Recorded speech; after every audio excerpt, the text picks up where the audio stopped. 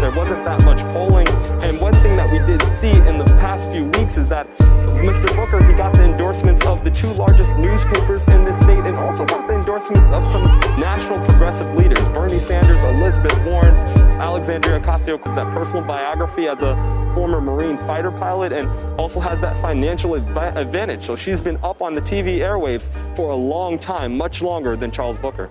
Allison? All right, Shaq, a tight race there. We'll look forward to seeing the results. Thank you so much. You got it. President Trump has signed a new executive order freezing visas for foreign workers through the end of the year. He says it's to preserve jobs impacted by the pandemic. NBC News Justice correspondent Julia Ainsley covering the story for us. And Julia, what jobs are impacted by this particular executive order? I mean, it's hard to name what jobs aren't impacted. Actually, I'll start with that. There's a narrow carve-out for healthcare workers and researchers who are focused on the carve-out for university professors.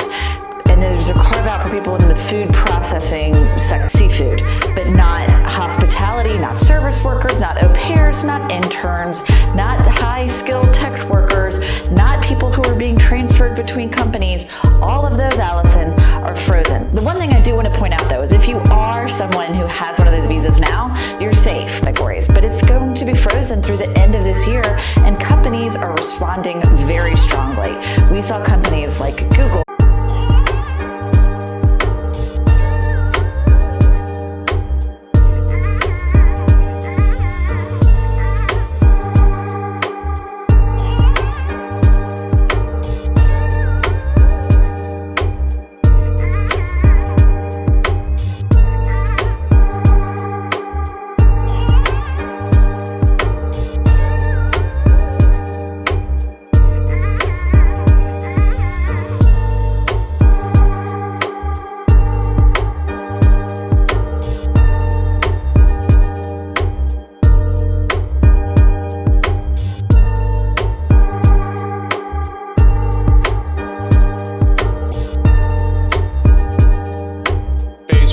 Getting together this week in their home market, so you report to your team where you normally would play. They put you through the coronavirus testing. You're able to use your team facility here for this week and next week, and then all 30 teams will sort of rally together near Orlando, Florida around July 9th and go through another round of testing before they're set to play. Now, in terms of the actual facility there in Disney World, they're going to use 3 luxury hotels to house all the players. Almost 400 players will be participating on 22 teams. They're going to use multiple gyms to play these games as well. But the idea is it's going to be like a protective bubble. They don't want the players and the staffers and the coaches to be interacting with, random tourists. They're trying to keep them as protected and secure as possible. Of course, they're trying to create a bubble in this environment. It is very difficult, and that's going to be the task at hand. Teams will sort of rally together. Yeah, I mean, Ben, we've seen other sports like baseball and hockey have been practicing in Florida, but they had to shut down their facilities. As we know, Philadelphia Phillies and Tampa Bay Lightning players caught COVID-19. What is the NBA doing to try to avoid that? They're trying to create a bubble in this. Well, they've got a lot of security measures in place. They put together a 113-page document to sort of control everything about life within the bubble. So, for example, they don't want players licking their hands during games. They're going to have social distance on the bench. Some players who aren't in the game when they sit on the bench will be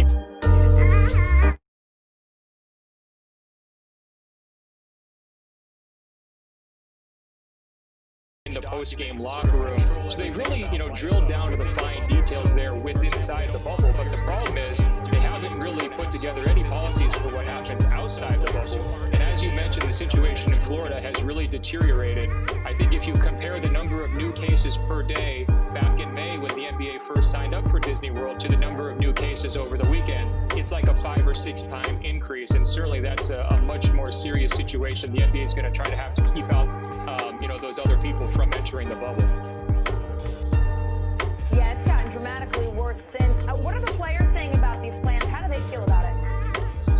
Well, there's lots of mixed emotions. I mean, first of all, it's not just the coronavirus they're concerned about. It's also the social justice protests that are going around the country. So a number of players have raised various concerns from how are you going to keep us safe? Can we stay safe? do we need to be locked down in this bubble for up to 3 months? I mean, that raises some real mental health questions there because they're trying to keep everyone on campus the entire time. They really don't want anyone to leave. And of course, players want to be able to protest. We've seen NBA stars like Stephen Curry leading protests across the country over the last couple of weeks. And, being stuck in Orlando will prevent you from participating in those kinds of protests. So they've raised lots of concerns. But ultimately, remember, there's a lot of money at stake here. If they're able to put these playoffs on and finish them, something like $2 billion of revenue could be made and shared by the league and the players. So for now, we all expect the vast majority of the players to participate with the plan and to go forward this week by reporting to their teams. Let's talk about testing. I mean, early on in this pandemic, the league was really criticized for testing its players when the general public just couldn't get access to those tests. As cases spike in Florida, what is the NBA's testing plan here? Absolutely. It was a huge contention point because you remember in Oklahoma, the first place where there was an incident, something like 40 or 50 staff members and players were tested when the average person had a really, really hard time at that point in mid-March of being tested. Since then, the NBA has encouraged its team to line up private testing. Essentially, don't take anything from public hospitals. Try not to have any sort of an impact on the local health networks. When the NBA committed to going down to Florida originally in May, it didn't seem like it would be a huge issue. You remember Governor Ron DeSantis sort of welcoming all the leagues down there. His situation, the state situation wasn't nearly as bad as, say, New York or New Jersey. Now that that's changed, it could be, a different optical question for the league. At the same time, they're going to be administering all of their own tests down there. They need something like 10,000 plus tests to, regularly test players throughout the course of this tournament. I'm sure they're going to be lining those up from private sources rather than draining anything from the public. But still, not everyone's able to get tested, or sometimes people have difficulty, and so that could present some challenges as well. Yeah, I mean, Ben, as we've said a few times, a very different situation in Florida than when the league first started making these plans. We'll have to see how things go. Thank you so much for being with us. Oh, it's my pleasure.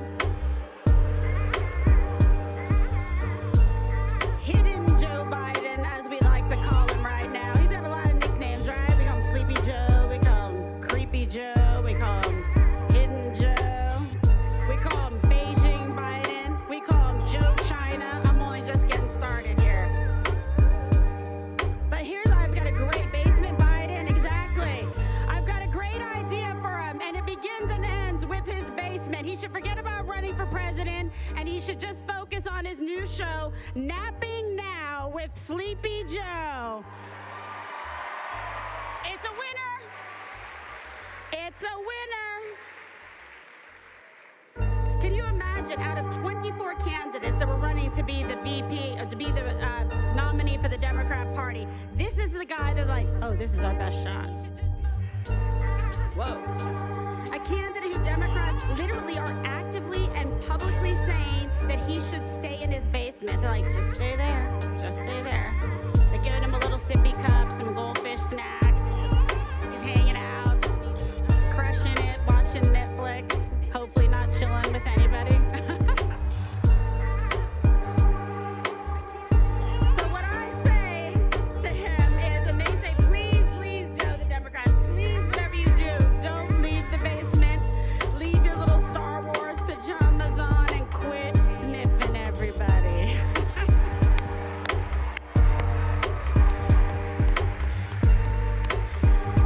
Hair up his legs, yes. That's what they say. So do you think, let me ask you this, do you think the dictators in North Korea and Iran or People's Republic of China, do you think they're sweating Sleepy Joe? Do you think they're afraid of Joe Biden? No. They're like, bring it on. Because they know they're going to play him like a piñata, okay? That's the Bidens, the first family of China, profiting from it, left and right. But we're too smart for that, and America deserves better. Do you think the people in Seattle are afraid of Joe Biden? No. No. This is a man who is not equipped to be commander-in-chief. But the media and the Democrats are so consumed with hate that they will do anything to win, including prop up this guy like Weekend at Bernie's. There he is. I'm telling you, wait till the debates, right? Trump is gonna crush it. But they are so consumed with hate. They are so obsessed and deranged with Trump derangement syndrome that they're like, we've got to do whatever it takes. It's okay. Just prop Sleepy Joe up. We'll see what we can do and hope we can fool the country. But they're not fooling us, are they? They do all of this because they hate our president. They hate you. They hate us. They hate this country and what we stand for. They hate patriotic Americans who support this president. First, it was Barack Obama. Do you remember this? Who called us bitter Americans who cling to our Bibles and our guns. And you know what I say to that? Come and get 'em. Come and get 'em. Come and get 'em. Well, I'll tell you what is true today, and it was true then. In God's name, we trust and we believe in the Second Amendment and the Constitution and the Bill of Rights. And we stand for our Second Amendment. We stand for the Second Amendment.